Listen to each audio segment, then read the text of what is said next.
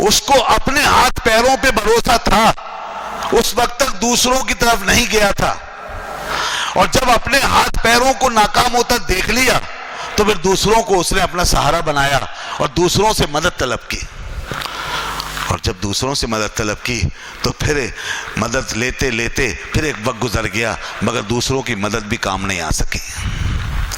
دیکھیے یہ بھی ہوتا ہے، پھر دوسروں کی مدد بھی کام نہیں آ سکی، پھر طبیب لاجواب ہو گئے، پھر لوگ مدد کرتے کرتے لاجواب ہو گئے، عاجز آ گئے، مشکل دور نہیں ہوئی، پریشانی جو کی تو رہی، مرض بڑھتا گیا، جو دوا کی، مریض عشق پر رحمت خدا کی، مرض بڑھتا گیا، اور حالت یہ ہو گئی کہ لوگوں کی چارہ گری بھی کام نہیں آ سکی، چارہ سازی بھی کسی کی آپ کو نہیں نکال سکی۔ فرماتے ہیں اب اس کے بعد اس نے جب یہ دیکھا کہ اب لوگ بھی کام نہیں آ سکتے تو اس نے ہاتھ اٹھانا شروع کر دیے، اس نے اپنے رب کی طرف دیکھنا شروع کر دیا، کہ جب تک لوگوں سے امید تھی اس کی طرف نہیں دیکھتا تھا، جب تک اپنی کوششوں سے امید تھی دوسروں کی طرف نہیں دیکھتا تھا، اور جب تک دوسروں کی امید لگی تھی اس کی طرف نہیں دیکھتا تھا، دیکھ رہے ہیں آپ، اور جب دوسروں سے مایوس ہوا تو پھر اس کی طرف دیکھا، پھر اس سے امید بندھی، پھر اس کی طرف دیکھا، اس کی طرف بڑھا، اور پھر دعا کے لیے ہاتھ اٹھائے، اپنے فعل سے اپنے عمل سے اس نے دعا کے لیے ہاتھ اٹھائے اور اپنا عمل شروع کیا، اپنا فعل شروع کیا، نماز پڑھی، عبادت کی، سجدے کیے، رونا شروع کیا، گڑگڑانا شروع کیا، اسے پکارنا شروع کیا، یا رب یا رب یا رب۔ اسی آہو بکا میں دن گزرے، اسی خشوع خضوع میں راتیں گزری، اور اس کا بس ایک ہی مقصد رہ گیا کہ اپنے رب سے اپنی مشکل حل کروا لوں۔ مانگتا رہا، بالآخر رب نے اس کو اس عمل سے بھی تھکا دیا، اس کی عقدہ کشائی پھر بھی نہ ہوئی، مصائب بدستور رہے، مانگتا رہا مگر جواب نہیں آیا، گر کے رو کے تڑپ کے اس سے سوال کرتا رہا مگر حاجت پوری نہیں ہوئی، ادھر سے سنوائی نہیں ہوئی، اجابت نہیں آئی، دروازے نہیں کھلے، اور بالآخر یہ تھک گیا۔ فرماتے ہیں پھر مانگ کے تھک گیا، زبان رک گئی، ہاتھ گر گئے، سجدے میں پڑے ہڈیاں چور چور ہو گئی، پیشانی گھس کے تھک گئی۔ اب یہ سارا عمل جو اس کا اپنا عمل تھا، اس عمل سے بھی تھکا دیا تھکانے والے نے اس کو، پھر اس نے بالآخر اپنے آپ کی طرف دیکھنا چھوڑ دیا۔ اب یہ مختلف مرحلے ہیں، یہاں لوگ کی الگ الگ کیفیتیں ہیں، مگر وہ ٹریک بتا رہے ہیں جس پہ وہ خود جا چکے ہیں، وہ ادھر بلا رہے ہیں، ہم اور آپ نہ جانے کون سے مرحلوں پہ کون سے راستوں پہ نکل جاتے ہیں یہاں۔ اور ایک جگہ آپ فرماتے ہیں کہ اسی مقام پر جب خدا کی طرف سے کوئی جواب نہیں آتا تو خدا کا اگر فضل نہ ہو تو بندہ بہک کر کافر ہو جاتا ہے، خدا سے شکایت کرتا ہے، مایوس ہو جاتا ہے، اس کے وعدوں کو جھٹلا دیتا ہے کہ تم جو کہتے ہو غلط کہتے ہو، اگر ایسا ہی ہے تو میری مدد کیوں نہیں ہوتی۔ بس یہی امتحان ہے، ان پر خدا کا فضل نہیں ہے، ایسا آدمی کافر ہے، شیطان کے راستے پہ گیا، ابلیس ہو گیا، اس لیے کہ اس نے کیا کیا، اس نے پھر وہی اللہ کے افعال میں پھر اسی طرف آ رہا ہوں، خدا کے فعل کو اس کی رضا کا معیار بنایا۔ اگر وہ مدد نہیں کرتا تو یہ کیسے سمجھ لیا آپ نے کہ خدا ناراض ہے؟ اگر دعا پوری نہیں کرتا تو یہ کیسے سمجھ لیا کہ خدا ناراض ہے؟ اگر تمہاری مدد ہو جائے، فیور ہو جائے اور عقدہ کھل جائے تو کیسے سمجھ سکتے ہو کہ وہ تم سے راضی ہے؟ نہیں، امر پر بنیاد رکھو، وہاں کھڑے ہو کے عین اس حالت میں بھی جہاں بڑے بڑے لوگوں کے پتے پانی ہو جاتے ہیں، جگر شک ہو جاتے ہیں، ہمتیں جواب دے جاتی ہیں، صرف وہی کھڑا رہے گا جو یہ جاننے کی کوشش کرے گا کہ اے اللہ اس مقام پر میں نے تیرے حکم پر عمل کیا یا نہیں کیا۔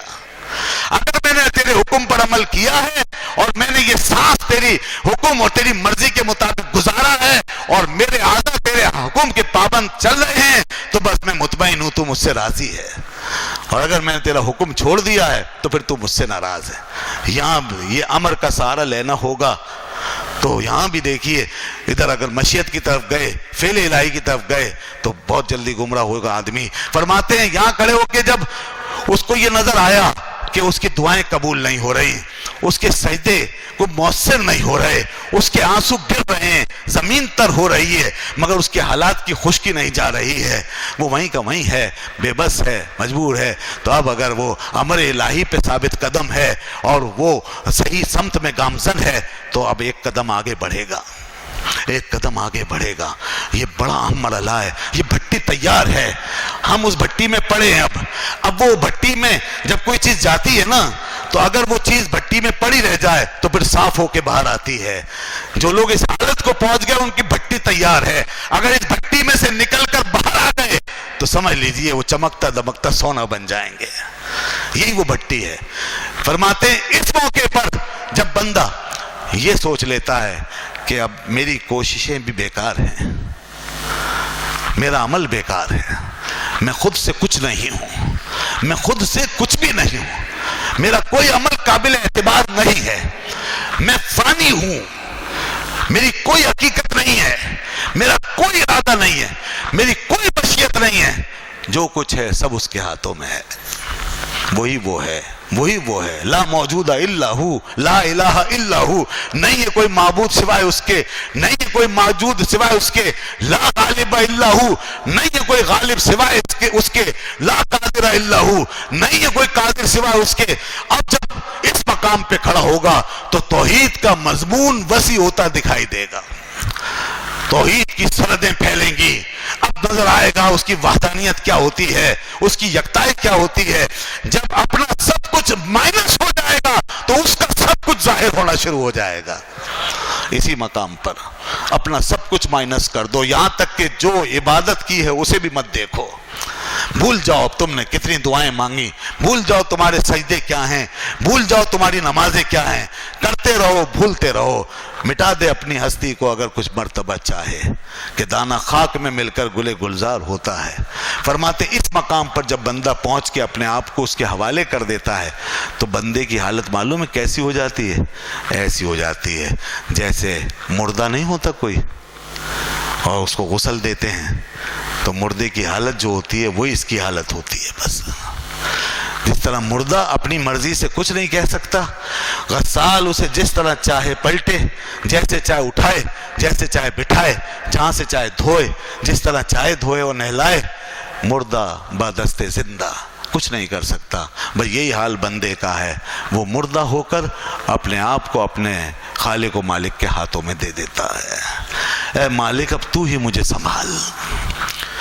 فرماتے ہیں دوسری مثال یہ سمجھو, اس کی ایسی ہو جاتی ہے جیسے پولو کا گیند, پولو کا گیند جو وہ گھوڑے پہ بیٹھ کے اور لمبی سی ایک لے کر کے ہاکی اور اس سے مارتے ہیں نا تو گیند ادھر جاتا ہے ادھر. پرانا کھیل ہے, وہ گیند لڑکتا ہے, جہاں مارتے ہیں وہاں چلا جاتا ہے.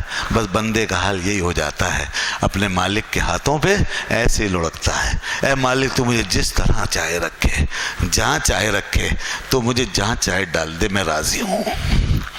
میری مرضی ختم, میری منشا ختم, اب تیرے دست قدرت میں ہوں. تو جس طرح